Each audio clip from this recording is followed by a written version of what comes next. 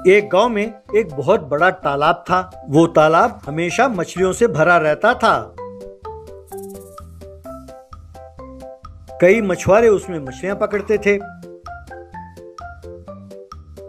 हर साल उस तालाब के लिए नीलामी होती थी। हर साल कोई ना कोई धनवान उस नीलामी में भाग लेकर उस तालाब का मालिक बन जाता। इस तरह जिस व्यक्ति ने नीलामी में उस तालाब को जीता, उस साल के लिए सारे मछुआरे उस व्यक्ति को पैसे देते थे। उन्हीं मछुआरों में से था एक बूढ़ा मछुआरा जिसका नाम था सुनील चकमा। चकमा जो मछलियां पकड़ता उसे घर के पास ही एक ठेले में रखकर बेचता था और साथ ही अपनी पत्नी द्वारा बनाए गए मछली की सब्जी और फिश फ्राई चावल के साथ बेचकर उससे भी पैसे कमाता था।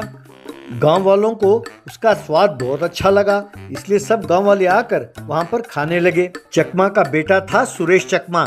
उसने डिग्री की पढ़ाई पूरी की थी।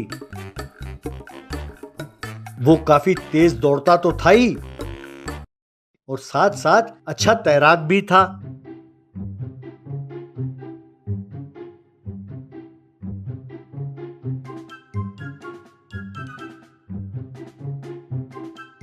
उसने तैराकी के मुकाबले में बहुत सारे मेडल्स जीते थे। उसकी इच्छा थी कि वो अपने प्रतिभा के बल पर पुलिस में नौकरी ढूंढे। एक बार उसने एसआई के पोस्ट के लिए कॉम्पिटिटिव एग्जाम्स लिखे और साथ साथ मेडिकल, फिजिकल सब टेस्ट में भी वो उत्तीर्ण हुआ।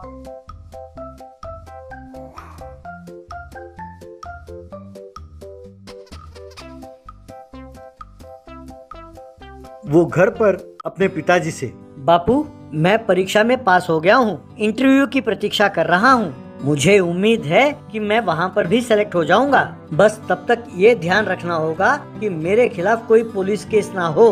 तब पिताजी, अच्छा ऐसा है बेटा, तो जरा ध्यान से रहना बेटा, तुम किसी से झगड़ा ना बोलना। तब माँ, अरे तुम भी बड़े अजीब हो। मेरा बेटा क्यों लड़ने लगा किसी से भला? मेरा बेटा किसी के साथ लड़ाई झगड़ा नहीं करता। आओ बेटा, खाना खा लो। एक बार नीलामी में नायक नाम के व्यक्ति ने उस तालाब की बोली लगाई। ये देखकर गांव वाले परेशान हो गए, क्योंकि नायक बहुत बड़ा गुंडा था और बहुत लालची था।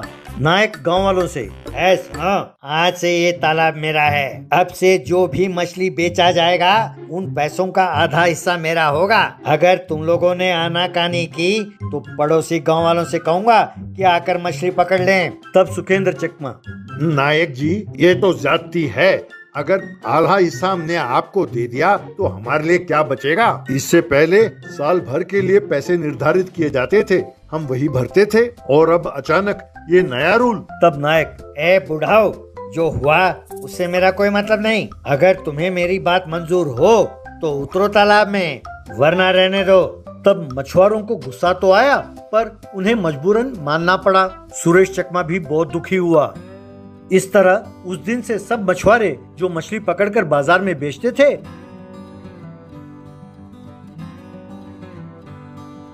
उसका आधा कमाई लाकर नायक को देते थे। जो थोड़े बहुत पैसे बच जाते थे वो लाकर घर में अपने पत्नियों को देते थे और बहुत दुखी होते थे। एक दिन नायक अपने आदमियों को लेकर मछुआरों के ठेले के पास आया।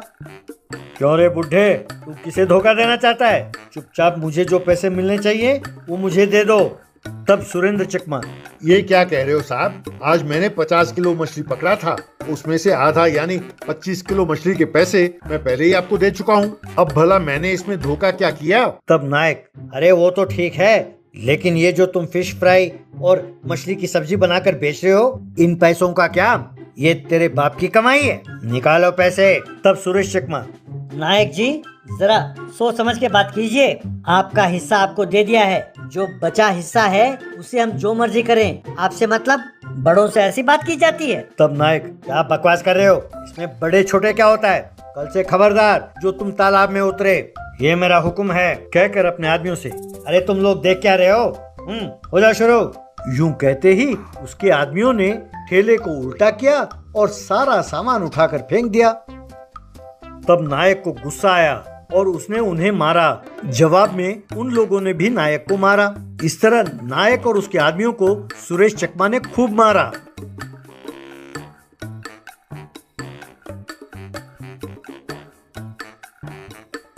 नायक सीधा पुलिस स्टेशन गया और सुरेश चकमा के खिलाफ उसने कंप्लेंट दर्ज कराई।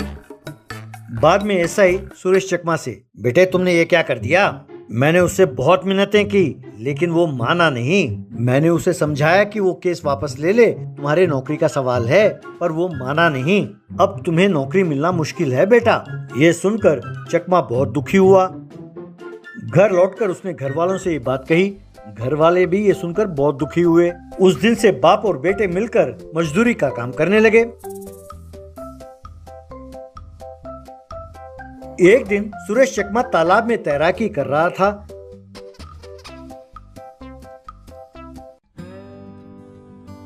तभी उसे पानी के अंदर एक दरवाजा नजर आई। ये देखकर उसके दिमाग में एक आइडिया आया। वो तुरंत घर पहुंचा और अपने बाप से कहा कि उन्हें क्या करना होगा। दोनों मिलकर घर के सामने ही एक बड़ा सा सुरंग खोदने लगे।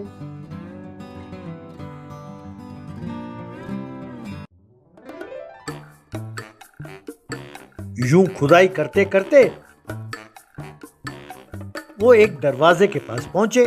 सुरेश चकमा, बापू यही है वो दरवाजा जिसके बारे में मैंने आपको बताया था। अगर हमने ये दरवाजा खोला तो ये सारा पानी अपने घर के पास आ जाएगा। फिर हम घर बैठे बैठे मछलियाँ पकड़ सकते हैं। लेकिन इसकी खबर नायक को नहीं मिलनी चाहिए वरना मुसीबत हो जाएगी। ऐसा कहा। पिताजी मान गए। तब सुरेश चकमा ने वो दरवाजा खोला। बस उस सुरंग में पानी भर गया। वे दोनों तैरते हुए बाहर निकले। बाद में घर के पास ही उस सुरंग का एक दरवाजा बनाया और अपने ठेले को उस दरवाजे के ऊपर खड़ा किया। जब भी मछलियों की जरूरत होती तो सुरेश चकमा उस सुरंग के अंदर जाता और तैरते हुए जाकर मछलियां पकड़ कर ले आता। उन मछलियों को लाकर वो ठेले के ऊपर रखता और उन्हें बेचता। तब माँ उन मछलियों का सब्जी बनाती। इस तरह उनका धंधा खूब चलने लगा और वे खूब पैसे कमाने लगे। एक दिन नायक पुलिस को लेकर उनके ठेले के पास पहुंचा।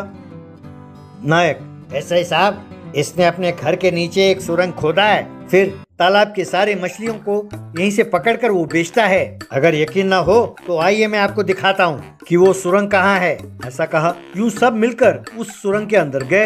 अंदर मछलियाँ देखकर पुलिस हैरान रह गई। बाहर आकर एसआई नायक से, नायक, मैं दूसरे पुलिस वालों की तरह रिश्वतखोर नहीं हूँ। इस गांव के पुलिस स्टेशन में चार्ज लेते ही मैंने पुराने केस सारे खोदे। मैं समझ गया कि तुमने जानबूझकर इसके खिलाफ नकली केस दर्ज किया है। अगर ये अपने घर के नीचे सुरंग खोदें और उसमें पानी आ जाए तो इसमें इनकी क्या गलती है? तुम्हें जेल के अंदर डालकर अच्छी तरह पिटाई करें तब जाकर तुम सुधरोगे। कमीने, भैया सुरेश, मैंने कल ही डिपार्टमेंट को लेटर लिखा है कि तुम्हारे खिलाफ नकली केस दर्ज किया गया है और तुम्हें दोबारा इंटरव्यू के लिए बुलाया जाए। Wish you all the best कहकर नायक को गिरफ्तार करके ले गया।